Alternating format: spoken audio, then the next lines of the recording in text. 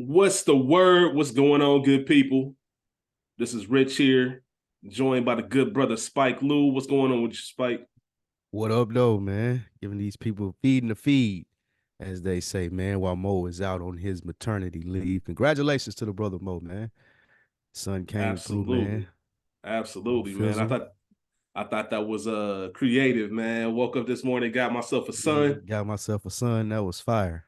Leave it to I Mo like with the that. creativity, man. But congratulations to him, to the wife, Absolutely, to man. his daughter becoming a big sister, and obviously, young hmm Mo. I'm not sure. I'll let Mo, you know, reveal the name whenever he's ready and things like that. But everybody's doing well, so we were glad to get that text on Friday. I'm sure you guys, if you follow the hmm page, you saw the news. So yeah, man, no rush. Mo's gonna be out doing his father thing. I know he's itching to get back to it, but obviously, no greater feeling. Spike and myself aren't fathers, but can only imagine Oh, seeing man. a life being brought into this world, especially Mm, somebody with your namesake or with your Yeah. bloodline. It's Your got to be little incredible. mans. Got a little Yeah, mans man. now. Y'all make sure y'all go congratulate Mo, man. If you haven't got a chance already. If you're on the YouTubes, you're in the feeds, you follow the meme page, whatever it may be on IG, y'all make sure y'all go congratulate the good brother, man, on having the little one. Absolutely, absolutely, man. But yeah, normally we got Mo doing the intro, but it's gonna be me and Spike for the next few weeks. And we're gonna name this the back of the Bing. So it's still good earners, but it's Perfect gonna name, by be the way. the perfect name. That and shout out to Mo once again. That was him. Back of the Bing, pretty much just like the show. Had some conversations in the back, just bullshitting, talking around. Um, feeding the feed, as Spike said, to get to the next week and to the next topic. So hopefully you guys enjoy this content. First and foremost, it will not be long form in the sense that Good Earners is. Obviously, we review scene by scene and take each kind of concept into our own conversations. But this is just going to be more of a, as Spike put it in our pre-production, more of a Seinfeld type of episode, more about nothing. There was Mm-hmm. a bag of topics that we reviewed, and we felt today's episode would be a good one to kind of discuss some of the unpopular opinions based on fans of Reddit. If you are familiar with Reddit, I'm sure you have some kind of strong feeling or no feeling about it. Reddit is one of those decisive platforms. But there is some interesting stuff on there, a lot of interesting conversations that go down, and we decided to kind of take that route for this episode. And Um, really quick, before we get into it, you guys listening have a topic of things that you want Rich and I to discuss that will not spoil the upcoming episodes and seasons, feel free to drop them in the trap. Drop them in the chat. Excuse me. I said drop them in the trap. Damn. Drop hey them in the man, chat. we see what type And of life Spike living, y'all. sure y'all go by and drop that off. But no, drop them off in the chat. Put them on the YouTubes or send it to the email. I'm sure that's in the IG page links. I think it's well, shoot, I think it's Good Earners Podcast at Gmail or something like that. Yeah, Don't quote me on it'll that, but I know it's on one of the pages. But yeah, man, if y'all got something y'all want to hear discussed in this format while me and Rich are holding it down, feel free to share that. Yeah, 100%. Please, man. I've already got a couple people that reached out with some ideas. Spike and myself will discuss those, but a couple interesting theories and topics that we can go through. So I'm looking forward to, like I said, the next 3-4 weeks, however long Mo needs until we finish up season 4 and get right back into the swing of things. But today's episode of Back in the Bing, there's a website called screenrant.com, and they have a lot of these Sopranos theories based off of Reddit, like I was saying. And they have 10 unpopular opinions about the show. Sopranos, you guys, you've been with us, so we don't have to get into the whole spiel about what the Sopranos is and where its place in history lies. 21 Emmy Awards. Some consider it the greatest show of all time. If not, I don't think anybody has it outside of their top 3, top 5 for sure. So we're going to talk about some of those unpopular opinions. You've heard us, and this should be an interesting perspective because some of the topics you've heard Spike and myself and even Mo go on rants about for things we just simply don't like. So I'm interested to see your thoughts on if you can maybe see what some of these users on Reddit are talking about, or if our opinions are going to stay strong. One thing that Spike did mention that's very important: we're not going to get into things that are going to spoil the rest of the show. As things stands, I think we made it to season 4, episode 10. We might touch on brief conversations, but nothing that's in depth that's going to give anything away. So one of the first things that is going to be very polarizing, and I'm ready to start with Spike. One of the users said AJ was a good son. Despite the fact that most people find him annoying, there's a Reddit user by the name of Variable114 that argues the case that AJ was good. He simply behaved as an ordinary youngster would, and was that really the case? Spike, I don't know anything significant that AJ really contributed to the show. I think in later seasons, if you want to make an argument to kind of shoot some bail to AJ, you can do that. His character does get a little bit more complex, especially as young kids do when you go from adolescence to teenager to young adulthood. There seems to be a little bit more to talk about. But all in all, where we stand now, and even then, I don't know if I can roll with the AJ is a good son theory. I'm interested to hear your thoughts on that. I can't. I think people that have been listening to this show so far, they know my stance on what AJ is. The next line in what you were reading is the most important. AJ achieved nothing during his time on the show. While you are correct, when we got to the later season, he did add some complexity, but it wasn't necessarily a complexity that gave us, the viewer, anything extra for the show. It was another thing that Tony had to deal with. And since Tony was sort of familiar with mental health because he was dealing with it in his own way, he couldn't just toss AJ to the side. He couldn't just cast him off as a weakling, let Carmela handle it, and hope everything will be all right. He was, I would say, moderately concerned. Like he's the one. Well, some of the things that happened, he was the first one to be there for him later on that we will see. But it wasn't anything that we wouldn't have expected from Tony because we know how he's battling with mental health as a viewer. If we didn't have such an inside track on Tony's mental health, then maybe AJ's storyline would have meant more to us as a viewer because we would have been like, oh, why is he so concerned about it? Everything's perfect in his world. His son's this, and he's trying to relate to it or something of that nature. Maybe we could have been able to do, but we got most of that stuff that AJ was giving us through Tony already, and we care a lot more about Tony. So AJ dealing with his mental health, being a dipshit, normal teenage boy, it never really added anything to the show. Like, I would argue and say this shit, Jackie Jr. was a more interesting character than AJ. Just on his where he was trying to go, the arc that he had. Not saying that he was a better character, but it was just more interesting seeing how he ended up versus where the ride has taken us thus far with AJ. What say you? Yeah, I agree with that 100%. I have an interesting take on it, but just to piggyback off that, the show, and there's something that we haven't seen with AJ, so I won't get into it, but there's a big event that happens in later seasons that we should really care about. And I'm not saying I don't care, but it doesn't have the same effect as it should. Don't. I'll be the asshole, Rich. I do not care. Yeah. I do not care. Did not care when it happened. Like, so good riddance, my nigga. And like I said, man, good riddance, my nigga. Yeah, like I said, man, the you should care a lot more, but to Spike's point, good riddance. We won't get into the full details, but if you've seen the show, you know exactly what I'm talking about. Here's what I think, and here the most interesting storyline for AJ to me was the I can't remember her name when AJ was put in the stepdad situation in later seasons. That's the most interesting.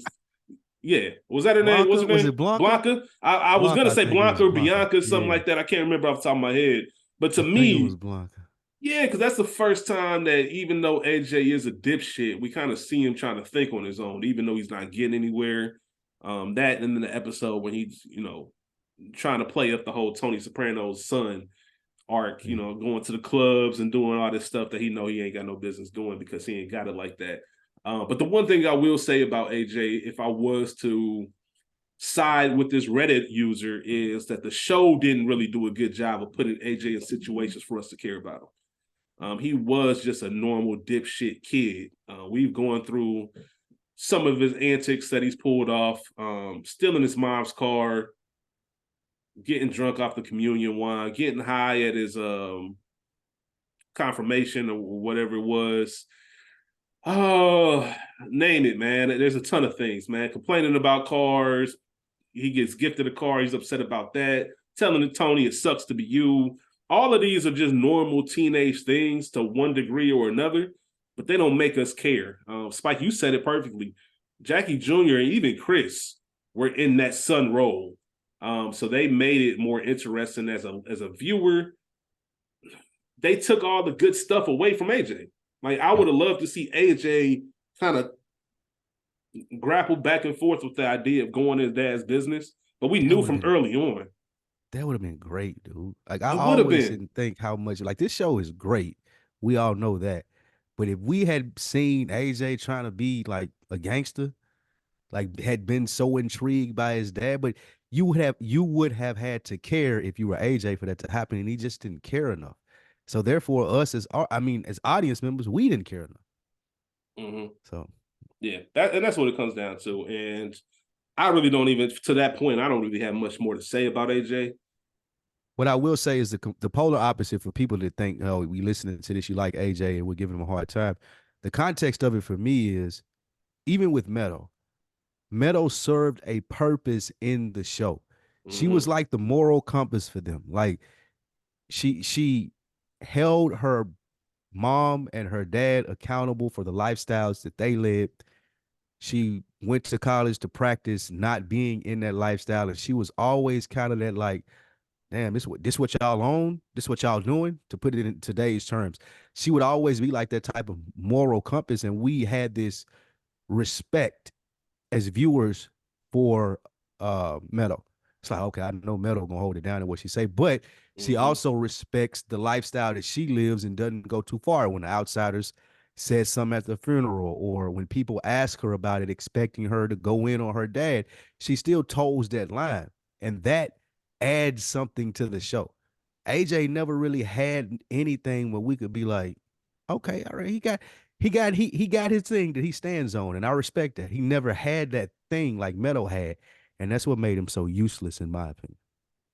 Yeah, they did do him justice. So I mean, shout out to him for being the heir of Tony Soprano, but outside of that, we just didn't need him. Honestly, um, since we didn't get that walking in dad's footsteps storyline, the show might have been bumped up a level, which is hard to do because it's already one of the best shows Mm-hmm. made. It might have been bumped another level if Meta was just an only child. It would have made a lot more sense because AJ is just Facts. he doesn't bring anything of value to the show, in my opinion. So Nothing. we'd love to get y'all feedback on that. Um, Was moving AJ on. useless? Yes or no? Yes, was AJ useless? Are we not seeing something that everybody else is seeing? Or if you have a soft spot in your heart for AJ, please let us know. Yeah, Please tell reach us what it out because was. yeah, I would love to know what it Convince is, us what's that that he's not redeeming quality. useless. Yeah, Yeah, because I can't convince us see that it. he ain't. And I've seen Sopranos plenty of times. I just can't see it. One of the most annoying, Facts. not just in Sopranos, man, one of the most annoying characters in television history. Especially when you talk about Yeah. prestige TV, man, I can't stand AJ. Really can't stand AJ.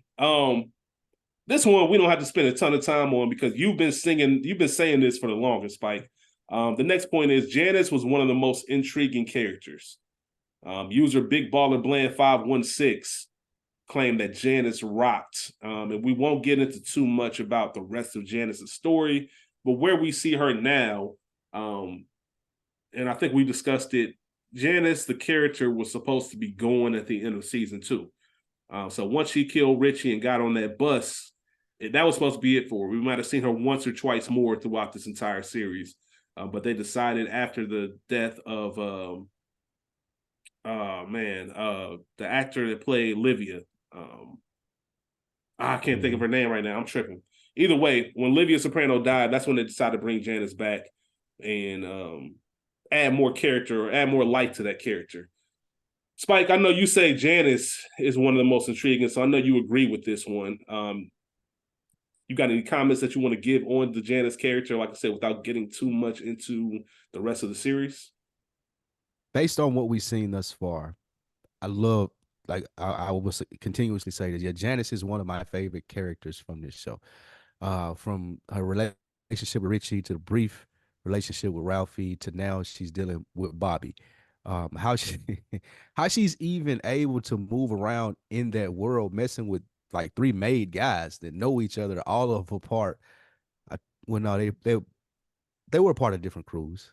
And then Richie was gone when Ralphie came back around, and now Bobby's around, and Ralphie, as we've seen in the last episode or last couple of episodes, isn't around anymore. But still, even no one's able to give her a shit about that. Like no one's talking about like her skipping around from person to person, and she's intimidating the other wives as we've seen in the scenes with Bobby so far.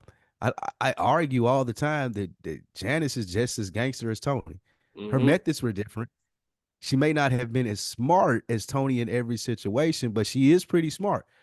And as Junior says, talking about my little niece on a couple of the scenes that we've seen thus far. So I respect how they wrote Janice into this show. I respect her role that she's played and the respect that other people give her.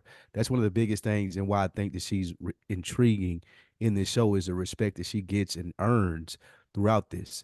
I would ask you this, Rich, and you tell me what you think. I know we'll do something on this later, but if they were to strike up a Sopranos reboot with Janice being the main character, post Mm-hmm. everything that we've seen happen, would you be here for that, or you think that's doing too much? Nah, I would definitely be here for it. It would have to be a mini series. Okay. So I wouldn't want to see like a whole new series where we're getting 4 or 5 seasons.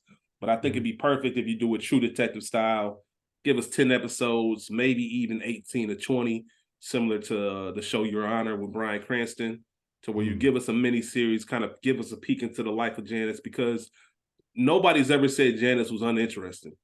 right. Even her small day-to-day activities are interesting and they're fascinating. There's a certain type of gangster that Janice has, to go to the point where you say she's one of the most gangster characters.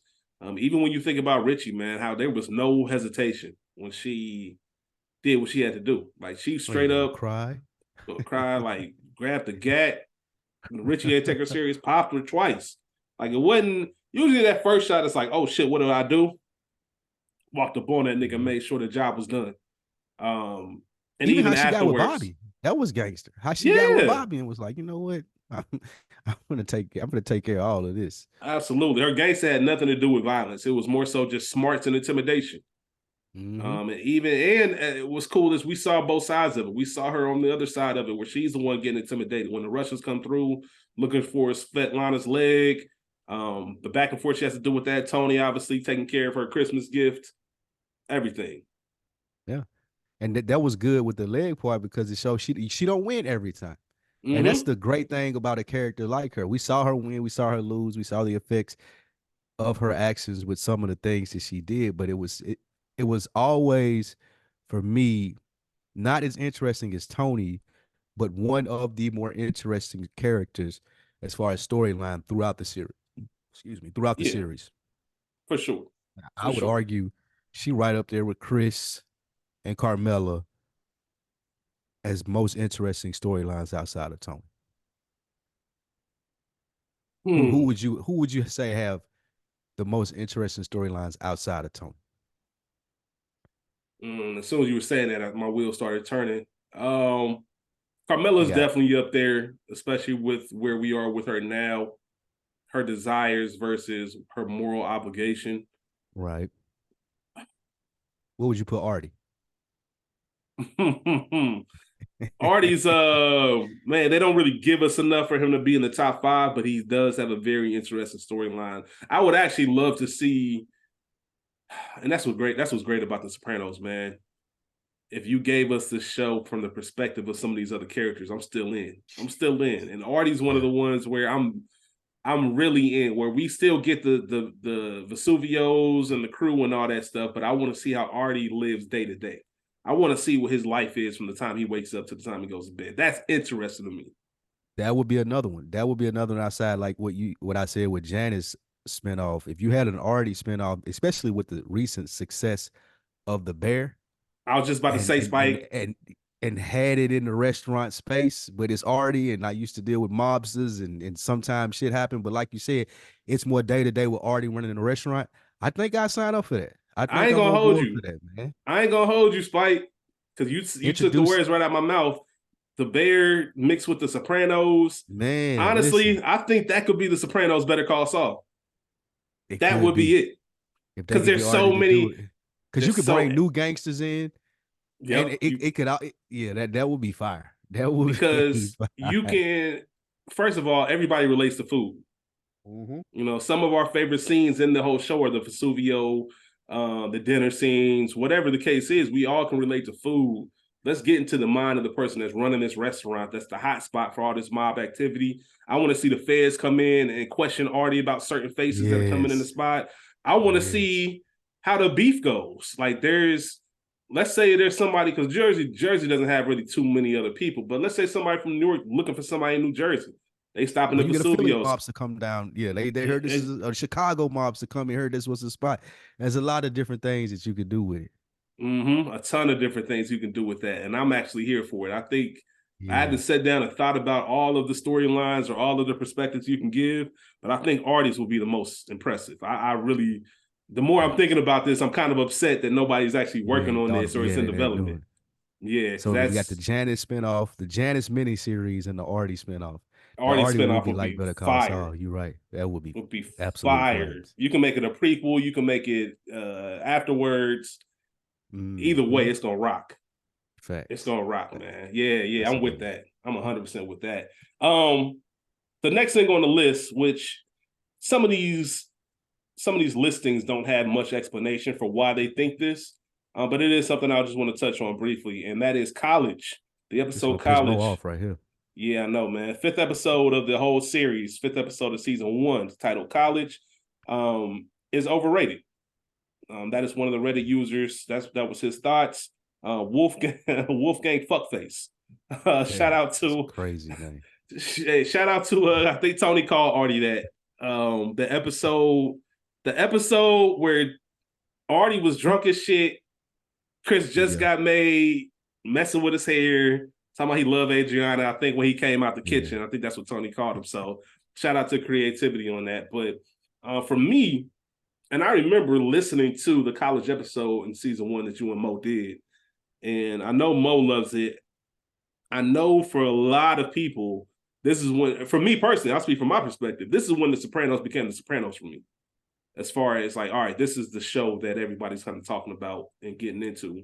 There's another point on this list that I want to talk to you that ties into this whole season one narrative, but I can't call that episode overrated. I don't think I had seen anything like that on television at the time. I don't understand if people and the same person, the same thread that started this, it really started from somebody saying that they didn't see the hype in Pine Barrens. Like they think Pine That's Barrens is the crazy. most overrated episode and just don't understand Mhm. how it's popular the whole nine. So that might even be a more interesting conversation. But I don't see college being overrated. I still don't think the show itself had found where it wanted to go. We've talked about that before. I specifically made the point where you can break this series down into three different segments: seasons one and two, seasons three through five, and then season six, A and B, kind of their own little things. But I can't sit here and say college is overrated. Like I said, I don't really have too much to say about it. It is one of the best episodes. I'm sure at some point we'll rank our episodes or go through some kind of episode listing. And I'm sure college will be top 10, top 15 easy. Um, but it kind of set the tone for where things were headed. What do you think about that? I can't remember how I reviewed it. I know that I didn't like it as much as Mo, but I still thought that it was a serviceable episode. Um, it was new. Like I remember watching this on TV. It's like, damn, I think he got the. This ain't where the tooth fell out of his. This is when he had the blood on his sock or whatnot, right?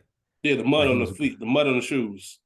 the mud. Okay, yeah, because the tooth was something different later on. Yeah, that's something else. Uh, yeah, it was different in the sense of he's playing the everyday suburban dad role. I'm taking my daughter on a trip to view colleges. Oops, I see this old foe. I'm gonna hunt him down and kill him while my daughter's in the room. It did strike uh remindings of Goodfellas, like the one the Hmm. post says right here.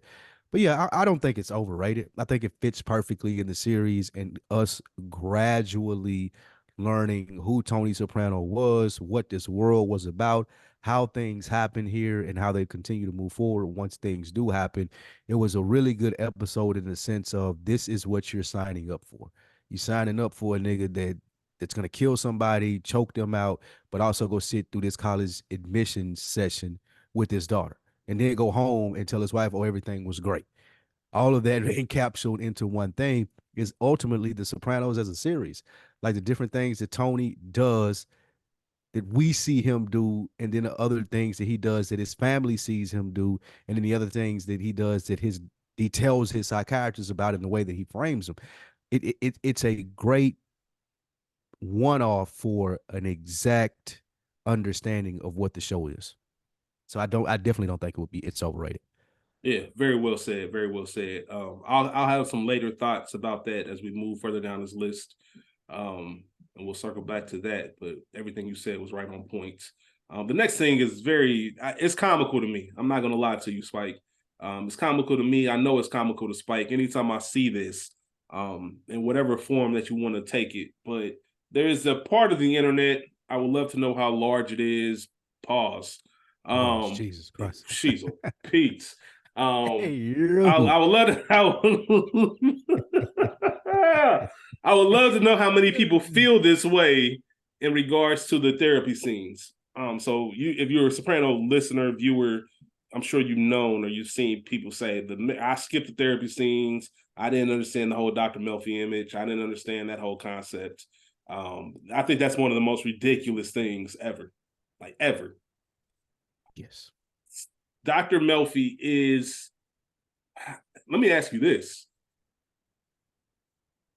how many notches down does this show go if Dr. Melfi isn't a part of it? If Dr. Melfi just not a character, we just get this shit, and we're trying to understand Tony on our own Yeah. without the therapy sessions. Where does this show land for you?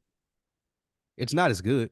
I can confidently say that. I don't know how far down it would go, but it's definitely not as good. And it's an interesting way to look at it from, in my opinion, though, because when I say it's not as good, we were just talking about the interesting characters and then where I would put Janice or how we would like to see an Artie.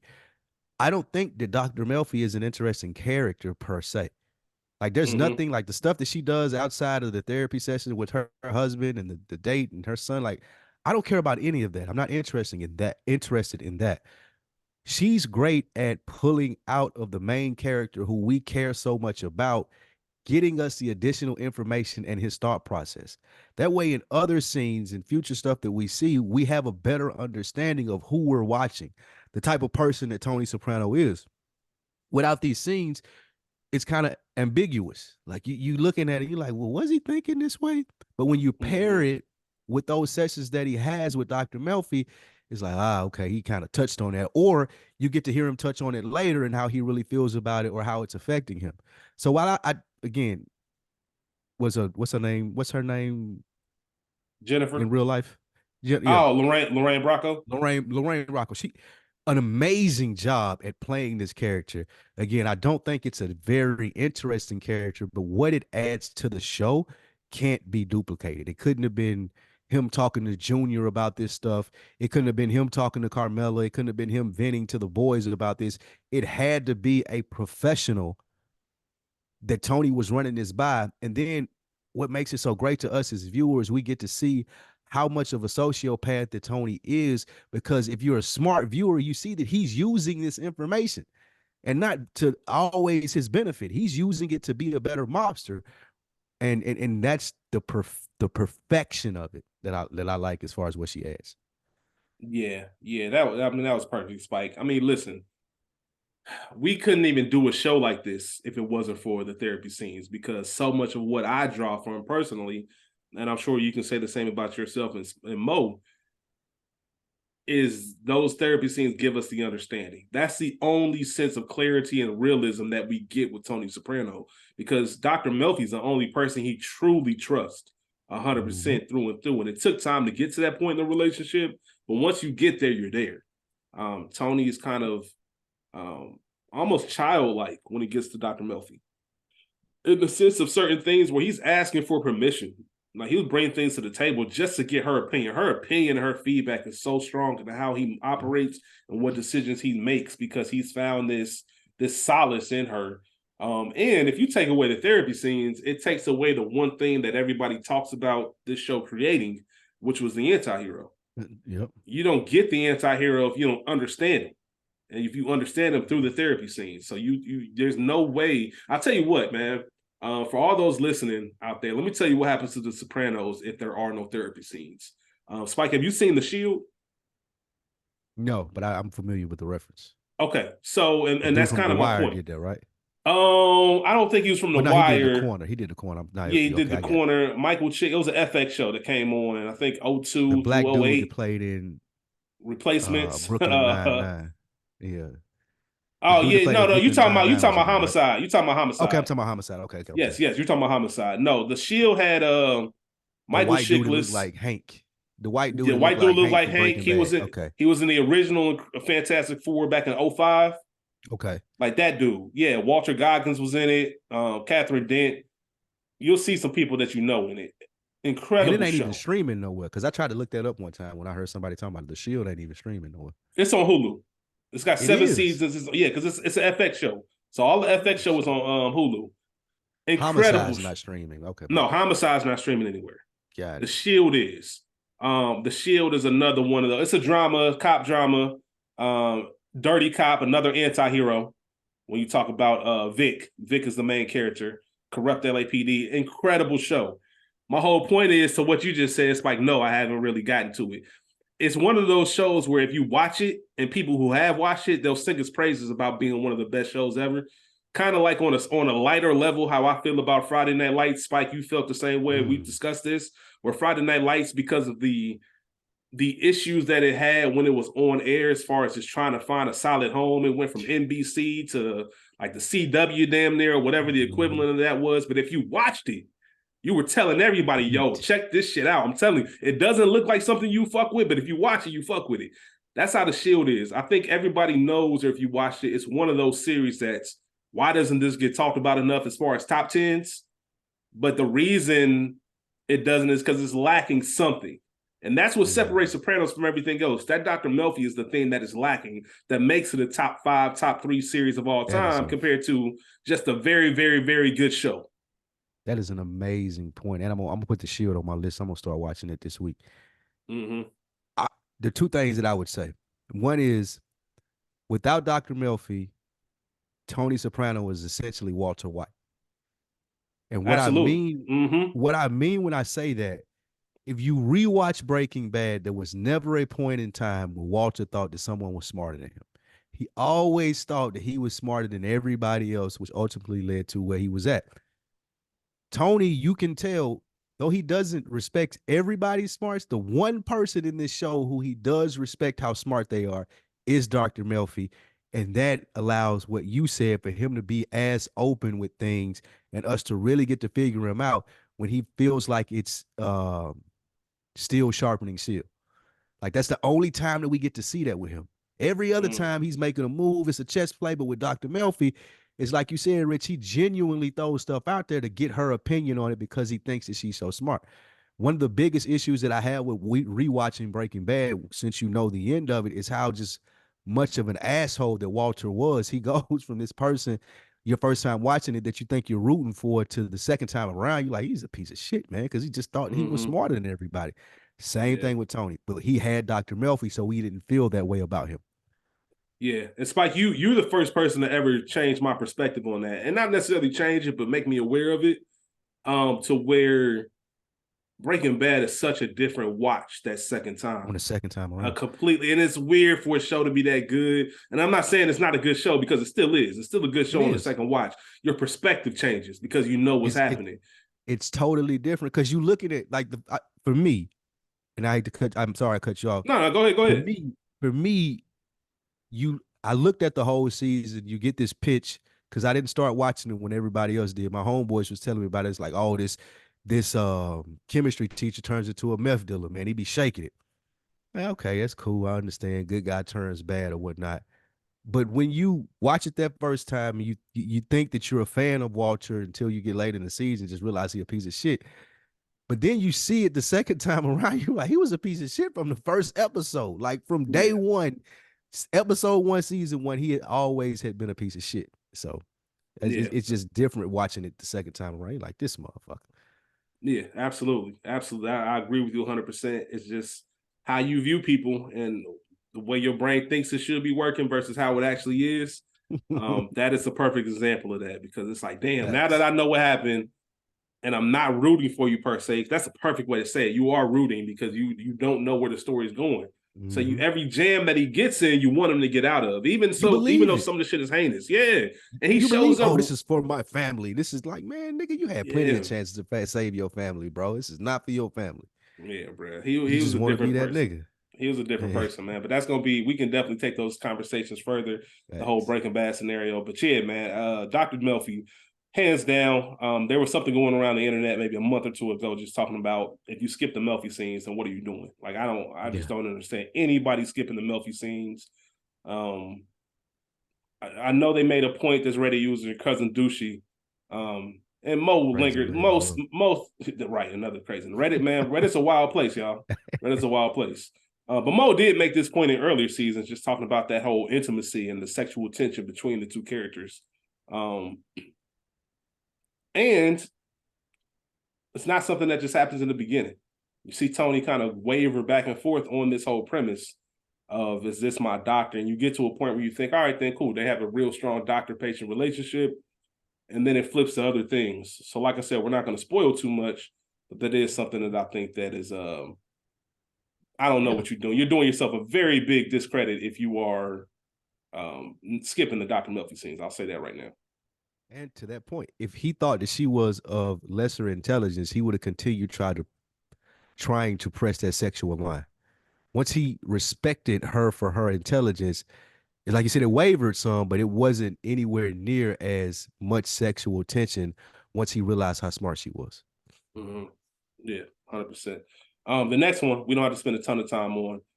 Like I said, we are. If you haven't seen the series in its entirety, don't even go to this website or look up this list because some Yeah. of the items there are going to be some spoilers, so we're going to skip those. But one Right. I don't think is going to take a ton of time is, and this goes with anything that's made that is any type of classic status. Should this show be rebooted? Should The Sopranos be Mm. rebooted, even if it's not in 2024? Is this something in 2034, 2040 that if we're sitting around as 50-year-old, middle-aged men, and we see this announcement that they're going to redo The Sopranos, um, are you there for that news? Are you just like, what are you guys fucking doing? Are you writing the It, petition to say, hell no? Nah? What's your thoughts on that? it would have to, I would have, it would have to be smart. Like it couldn't just be some Fresh Prince of Bel Air type shit where we're switching the genres. Like we're doing the same thing, and Mm-hmm. instead of it being a drama, we're gonna make it a comedy. So it would have to make sense.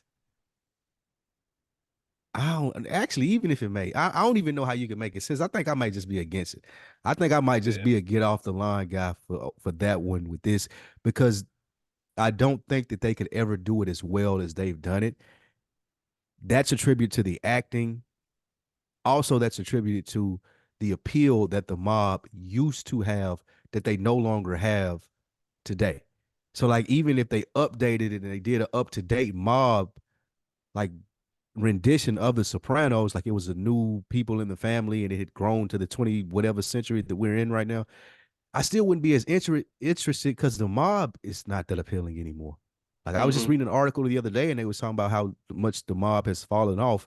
Y'all don't come looking for me. This is the reporter saying this, mafia members, but they were just saying like it's just not as interesting as it used to be. Like we used to be ingrained in this stuff. You used to get the movies all the time, and people knew the mobsters and who John Gotti was and Paul Castellano and the Sammy the Bull. Like those people, even if you weren't directly into that lifestyle, you had heard of those names before, which made the idea of the Sopranos and the execution of it so great.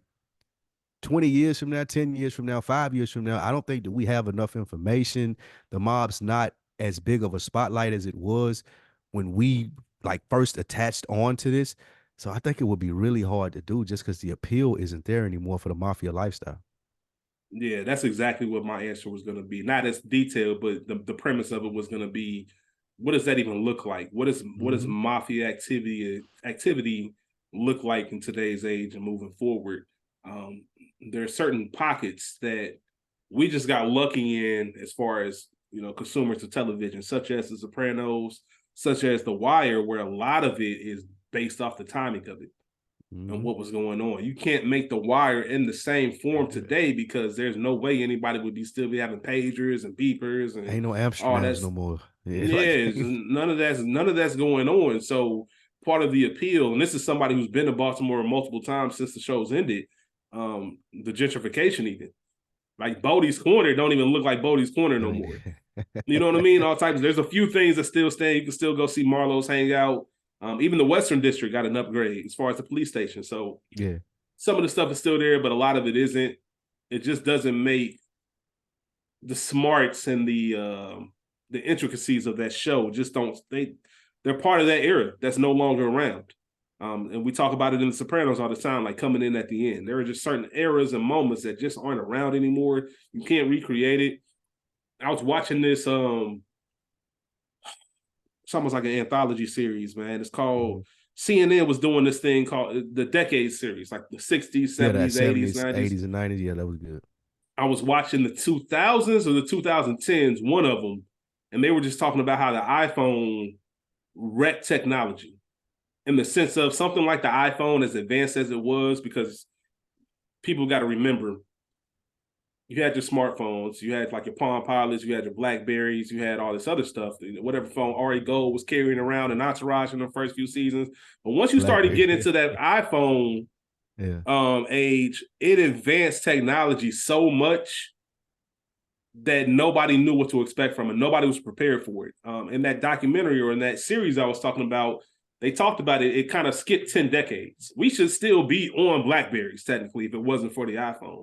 Like all this smart technology that we have, I'm not saying nobody would have cracked it, but it still should have been like today, 2024, when the When we iPhone should was be getting into introduced. the iPhone yeah. 1, yes, like Steve Jobs was just ahead of his time. And I say all that to say the technology that we got catapulted into it changed a lot of the things that we do. Cut a lot of shit out. I say it all the time, even as a criminal. Like, man, you got to be a fucking genius to commit a crime today because Facts. there's so much going against you. It ain't like the 60s where you could rob a bank. Even, Spike, we talk about The Town, like a movie like The Town, like to just pull shit like that off. I think that came Can't out in do it. 2010. That's People would have been filming the shit when they was breaking out of yeah. the ambulance.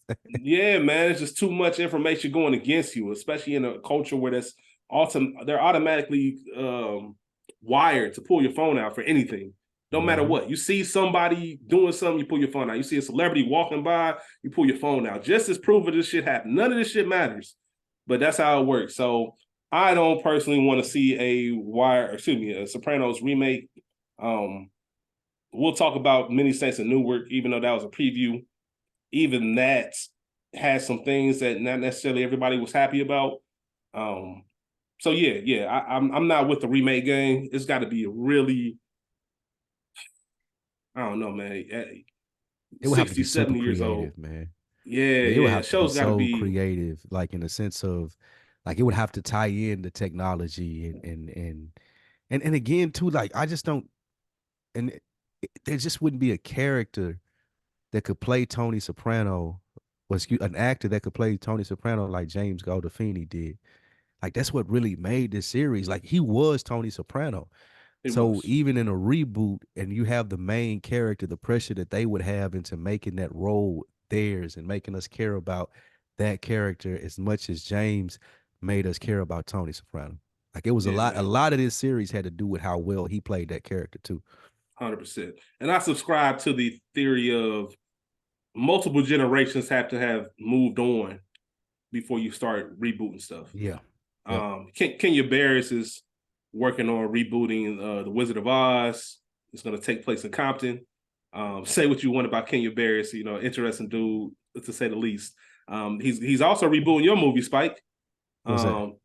A It's a Wonderful Wonderful Life. Life, right? Yeah, Yep. yeah. Yeah. And I'm Terrified. I'm yeah, terrified, because man. yeah, and this is the human in me, right? Because I just said multiple generations have to go by, but if you made something in the 30s, 40s, 50s, and it's still being able to be watched today, then don't touch it. Yep. Like this, like The Godfather. Facts. Don't touch The Don't Godfather, touch like it. ever. Don't even Do think not. about it. I don't even want to hear nobody saying that. That should be sacrilegious in Hollywood talk. Like just certain Facts. things that just stand the test of time. Wizard of Oz is one of those things. A Wonderful Life is one of those things. Um, if you still have an audience for the original, then don't think about a remake. Like Yeah. let people watch the original and appreciate it for what it was. I've talked about all the time about that being our history, and how people lose the sense of history. Let them go back and rewatch some of these series, and get their own sense of what was going on. I think that's Yeah. important. Instead of bringing it to 2024, 2030, let people, take them Go back to back what it to was that. like in Feel the '02. time. Yeah, Yeah. Absolutely. I agree with you there. That's a great point. absolutely, man. All right. I think we got what, one, two, Mm, three, maybe four things left. So we'll go through these pretty quickly. Three things, and there's one I want to add on. So one is Tony was a weak boss. Um, okay. I don't know this Reddit user's name. It's Mark something, but he said Tony was weak mob boss. He played it safe, didn't kill enough people, not ambitious enough to conquer other territories or take out his enemies like Uncle Junior. The user that makes accurate points about Tony's modus operandi. There was a good reason why he acted the way he did. He never wanted to be John Gotti or Al Capone. He avoided attracting attention, and that way he managed to stay out of jail. And that's what makes him smart. So, are you on the side that Tony was a good boss or that he was not?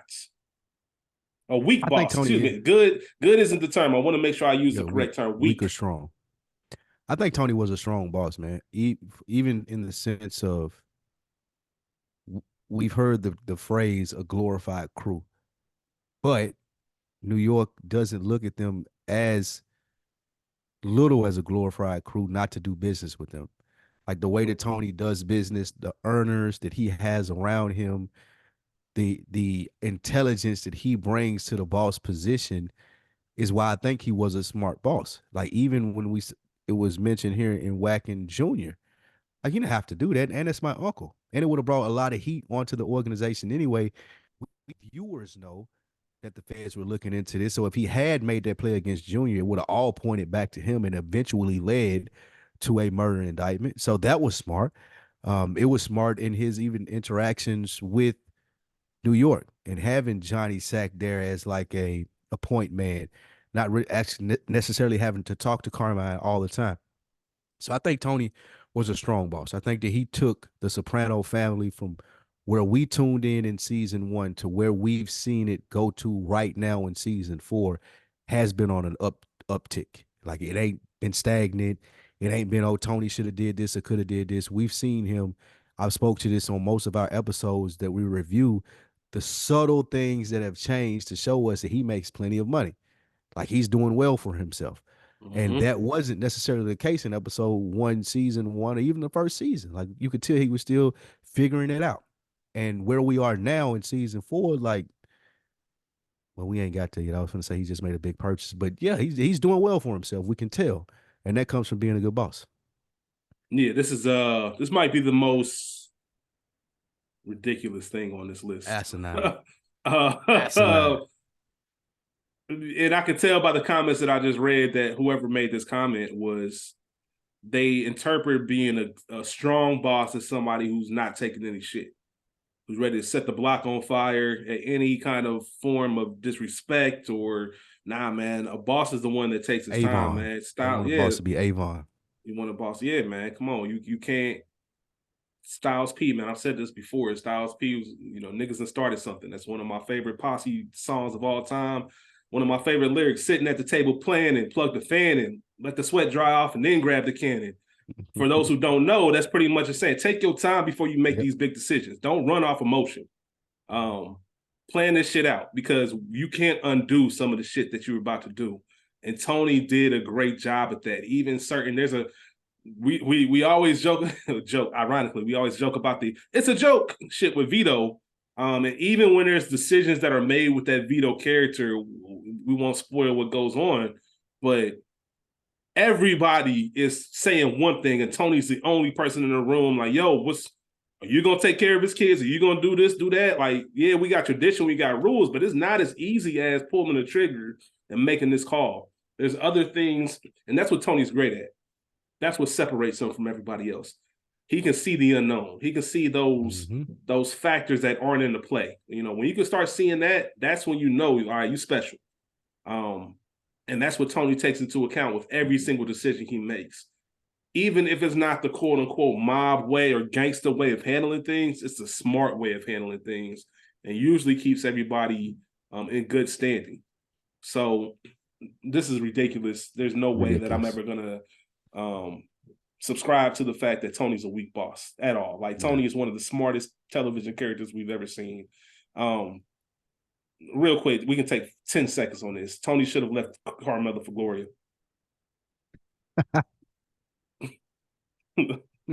What say you? Hell no, man. Hell no, that doesn't work, man. And the reason this can be quick is because we know Gloria's storyline and where that kind of ended up. The Reddit user Kivo886Y, he felt that Tony and Gloria marriage would have been better. I don't know how. When people say stuff like that, that makes me think you haven't seen the series, or finished things off, because there's no way that marriage would have lasted. No, like Carmella was. Tony would have definitely been in jail. He would have been in jail. Tony was lucky to have Carmella.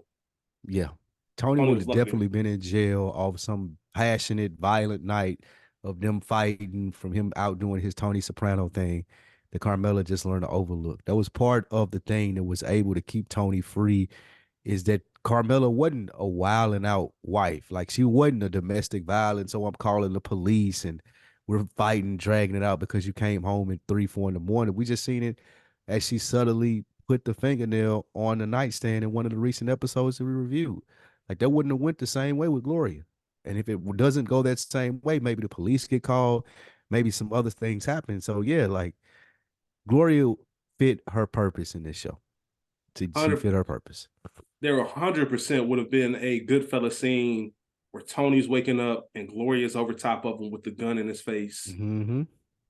Whose nail is this? Like, I can see it. Facts. I can see it.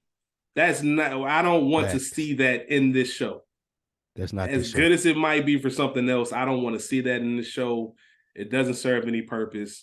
The one thing, as much as we talk about Carmella's disgusting and nasty behavior, the one thing I will say about Carmella is, if Tony does show up and does show some interest, as Carmella will later say, in their marriage, you don't really have many bad things to say about Carmella. Like, a lot of her decision making was based on her not being seen by Tony, and that's a whole slippery normal slope, woman stuff. Yeah, it's like normal, like relationship lady stuff. Like, you can't even. The reason that we judge it so harshly because of we're viewers of this show, so we get to see it on the outside looking in. But if you really break down some of the stuff she says, it's some of the shit that we go through in relationships is normal everyday men, and we're not Tony Soprano. Like, the same thing. I want to be seen. You coming in late. Like, all of these things that a lot of women have issues with their relationships, it's like, you can't really blame Carmella for her gripes. It's just the way she went about a lot of shit. Absolutely, yeah. But Tony, Mary, and Gloria, count me out. That's when you start taking. That's when you start taking this show down a level. It's better than that, which leads to this last point that's on this list. And I have one more question outside of it, Spike. So the last point on this list is the series ended too soon. Reddit user J Kendi 7895 is upset that the series ended too soon. But the story is asked, is there any story left to tell? On the We Got Y'all television podcast, I say it all the time. The great shows, not the good ones, the great shows, the elite shows, the biggest thing they have going for them and what separates them is they know when to end. Yep. They know when their story is told, and they know when the exit stage left. Like, we've done everything we can. It's time to get up out of here. It's when you start getting into those extra seasons, when you start jumping the shark and things feel dragged on, that's when you start getting into trouble, when you start killing the legacy of the show, or it's not done properly.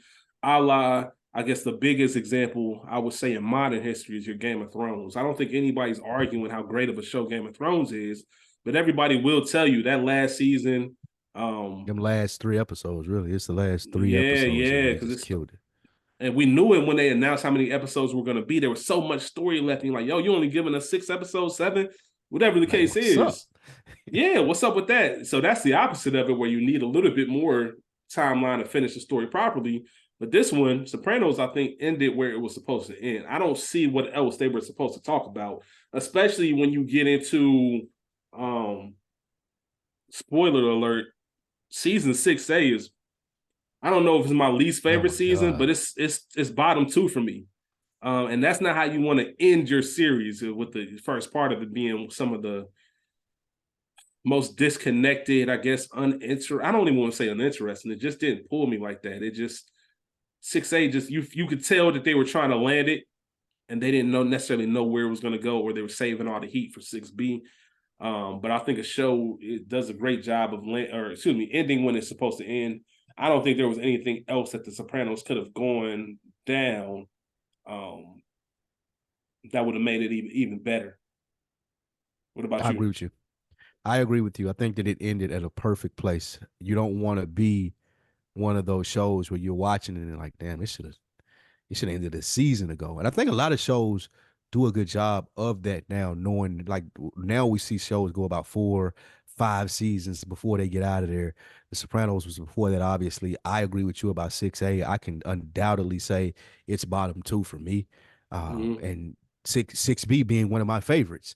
So yeah, there was a lot of, well, excuse me, there could have been additional episodes if you just wanted to drag along in this world, but it would have taken away from what we love this show as. It got to the point it involved us just enough, and then when it was over, it was over. Like there was Mm-hmm. no extra shit to it. So I would say no. It ended right on time for me. Yeah. And I don't even know what that looks like. I I'm don't know how trying to many think more of another seasons you show. want. Yeah, like I don't even know what more you could have did. I'm trying to think of another show that drug on too long. Sons of Anarchy probably had an extra season that I it just didn't started need. that. I just started that. Um, I'm on episode 6 right now. Great show. Probably an extra season that they didn't need. Entourage. Entourage might be a show where But I you just like have an that extra last season. season though. I I listen. like the last season and the I'm a movie. listen. This is a funny story, Spike. Entourage is one of. It's almost like a. I don't want to say a cult. Whatever a step below a cult is. Yeah, Where if you are on the Entourage train, there's it's nothing you there. can say about it. There's nothing you can Facts. say about it. So funny story. I got school hip to Entourage, right? And I remember when the movie came out, whatever year that was, 2014, whenever it was, Yeah. the movie came out, and I remember school randomly asked me about it. And he laughs about this to this day because I made a similar comment to you a couple weeks ago, Spike, when you said something and there was no LOL, no nothing. You dead ass just said it, and it made it funny. He was like, yeah. He asked me like, did you see the movie? I said, yeah, man, that shit was trash. And just kept about it. He started laughing, but I told him directly. I said, it wasn't good, but guess what? I'm gonna go watch it again. I'm here. I'm Yeah. gonna go I'm gonna watch it watch it again again. after that. I'm gonna keep watching it. The same way I'm gonna watch Entourage. I'm gonna watch season 8, like all of it. Like I understand the concept of it's too much, but I'm such an Entourage fan. I'm an Entourage That was it. apologist. I'm an Entourage apologist. Like I will. Yeah. And I expected I knew going into that movie that it wasn't going to be the show. So at some point you got to ask yourself like, what am I really expecting? Right? Facts. I want to see these characters. I've described Sopranos the same way. It's like seeing I Paulie like Walnuts being in this again. world, bro. This Exactly, is like man. I get to tune in and tap in with my friends. And just like what you're saying with Entourage, the movie wasn't the greatest. I agree with you there, but I enjoyed seeing Artie again so much. I Mm-hmm. enjoyed seeing Turtle again for the next 2 hours or Johnny Drama. Like you nailed that. That's spot on Mm-hmm. because like it wasn't. Oh man, this is fantastic movie that I just have to watch again. It was just I enjoy being around those people for that like just one more time. So yeah, 100%. I agree with that. That's exactly what it is, man. And Entourage is one of those shows where it's those characters, man. Just That you was you in you that just, you world. feel so connected with them. Yeah, because you were in the house with them. You was on the meetings with them. Like if you love film and Facts. television the same way we do, that's why it grasps us so much. That show was for the film Yep, lovers, for the television lovers, it because was. we got the inside look into how all this shit works. Like, I don't really care about the movie itself. We see the movies. We are movie goers. We buy the tickets. We sit there and we stream the shit. But the I want to know deals, how it gets to that point. I want to know these screenplays. I want to know the trouble it took to make Medellin, or why what he Vince didn't do turned down to Aquaman do it. 2. Yeah, Exactly. All that shit, absolutely. man. Like, that's the stuff that's fascinating about the show, on top of the characters and just the man. I'm on season 4 right now of my rewatch, and just, man, like, it's I need to get to that. yeah, I it's stopped not a on it. I show need you to get back to it. yeah, and that's a show. Before we get out of here and wrap up, that's a show where you can reboot in a different ways. Like, you can reboot Entourage into a drama, because this is a 30-minute comedy. It's a 30-minute comedy. But you can reboot that into a drama today, and I'm all in. I normally wouldn't say that about shit that I fuck with, but that's the one when you give the Bel Air treatment, Spike. You take the you can definitely original, do that and you make take the original genre, you flip it, and you make I some new agree shit. with I that. don't even care if you That will got work. new characters, but it ain't got to be That will Vinny Chase or 100% whoever. work. But I I'm would 100% I there would for it. say I would say that Entourage arguably has two of the top 10 characters in HBO history, with Johnny Drama and Ari. 100%. I would put them on, like you'd have a hard time giving me 8 better characters in any HBO series than Johnny Drama and Ari. And not only that, it does that sitcom thing. Even though HBO calls them 30-minute comedies, it does that sitcom thing where even some of the side characters you can get, like Yeah. Rufus. Like Rufus, when he was doing the home theater installation, and then he started doing the body shop, like, that character, we don't get a ton of screen time with him, but But Rufus it is somebody hit. I want to see what his life is like. You know what I Facts. mean? I just, certain people Oh like that, shit, man. And like you man. said, Johnny Drama, and if you guys can't tell, we're gonna do some work. This is the 20th anniversary this June of Entourage. I've already talked to Spike about doing Yes. something with it, just something, not as in depth as Good Earners, but maybe like a 10-week type of mini series to kind of go over Yes. some of the things about it, because it is worth talking about. I can't believe it's been 20 years, but like you said, Ari and Johnny Drama examining E's whole storyline and just how He's terrible of a manager he incompetence. was. His incompetence. Turtle has And one of Vinny my Chase. favorite. Vinny Vinny Chase, Chase a Turtle. legend. Like, I would put, I don't know if you watched. So Vinny Chase from here. Then did you watch Californication? Yeah. Hank Moody. Mm-hmm. And did you watch Nip Tuck? Yeah. Christian Troy? Yeah. Those are the Yeah. top 3 go-getters as far as having Mr. the bitch. Steal Your Girl. Those are the Mr. I don't know who's the best out of those 3, but I know those are the top 3. Christian Nah, Roy, Vinny. Vinny Chase, and Hank Moody. I don't know. Somebody got to tell me It's who the between best. Hank and Vince for me. But Vince Really? was on some. Christian Troy was a dog, though. I'm watching You're that now, right. so I may be biased. Christian Troy was an absolute monster. You're absolutely right, man. You're absolutely right. Yeah. So we won't tail off. I know. Shout out to HBO, because obviously Sopranos, Entourage are both HBO families. I know this is a Sopranos podcast, but Entourage is, if you are a fan, man, that's just one of my favorite shows. And I was just going to say, Turtle has one of the best story arcs from where he started to where he ended. Oh, even as you go through the movie, like, just that show is just incredible for what it is. And then you can tell when it starts picking up steam and all the guest appearances. I've already got the ideas in my head about what we're going to be talking about. So many one-liners, like, just to try to pick out your favorite Johnny Drama liner from an episode, let alone a season, is going to be difficult. So, and just his, was my boy, man. Yeah, man, all his references, man, when he meets people and talking about, I did this guest spot on this. I remember the episode with Saigon, that little series they had with Saigon in there, and Anna Maria Horsford was the mama. You remember Craig's mama in Friday? Yep. And he was saying, he was here. You might recognize me from an episode I did a 227, like, just dumb shit. Like, Johnny, shut the fuck up, bro. Like, it's just silly shit like that. But and he used to deliver them ones with so much confidence too, man. Yeah, man. Damn, Viking. man. I want to find a Viking Quest t-shirt. Viking Quest. I need a if Viking I can Quest find t-shirt, a Viking Quest Victory t-shirt, man, I'm definitely rocking that shit. But just to kind of land, yeah, man, just to land the plane and get back on Sopranos, there is one thing that I want to kind of tease and discuss as we get out of here, because I do like this theory. I like the idea of these unpopular opinions.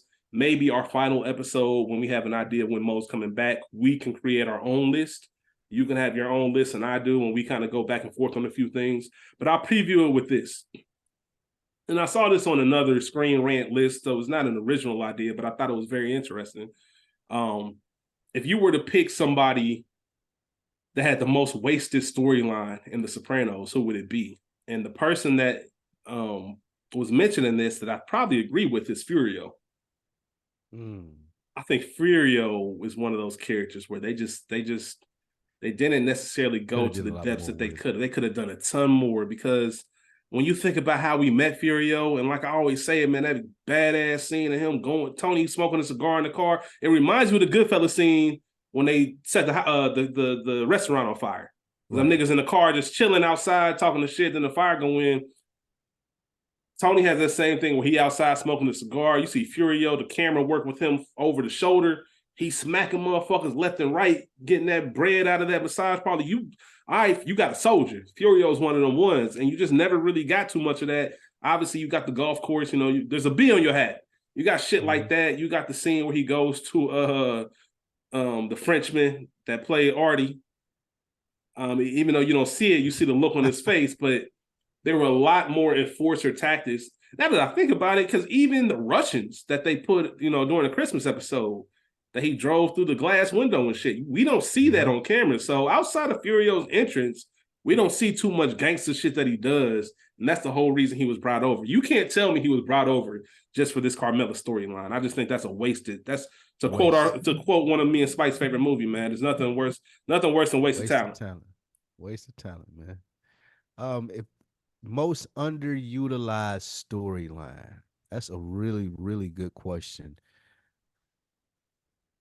I would have to go to, and this goes kind of in the same vein of wanting or wouldn't not being mad at a Janet spinoff. I would go to Pussy's wife. How she kind of maneuvered around.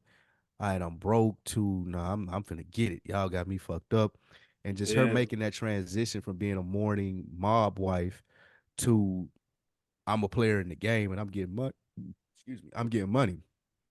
I would love to see how that looked.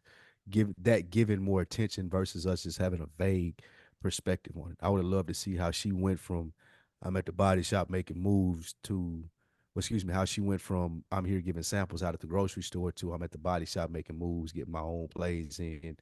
Like, you got to respect me out here. Like, that would have been a dope little, if we could pay a little bit more attention to that, I would have liked that.